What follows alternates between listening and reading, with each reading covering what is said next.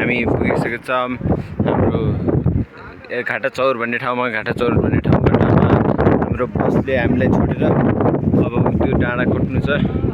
यो डाँडा कटेर त्यो पछाडिको डाँडाको टुप्पामा कटेर त्यहाँ गाउँ छ, त्यहाँ पुग्नु छ। तल गाउँ कटेर खोला तरेर नौ डाँडा कटेर हामी बल्ल लाग्छ। म कति घन्टा लाग्छ अहिले हेर्न सक्नुहुन्छ तपाईँ मेरो घडीमा कति बजी छ। अहिले बजेको छ 5:44 भनेपछि रात पर्छ। गाडी चाहिँ यो बाटाको हामी 4-5 वर्ष अगाडि अदेखि हामी यहाँबाट डाइरेक्ट हिँडेर जानुपर्ने हुन्थ्यो। कति 40-50 किलोमिटर हिँडेर बल्ल हामी त्यो अघिको बजारसम्म पुगेर बल्ल त्यहाँबाट जितेगडाबाट गाडी समात्नु पर्ने हुन्थ्यो भने आजभोलि कालीकोटमा नि विकास भएको कारण हामी गाडीमा आउन सक्षम भएका छौँ। जितेको छौँ।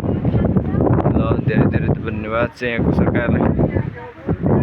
ल हामी पुगेर तपाईँलाई जानकारी दिनेछौँ। हस् त भाइ।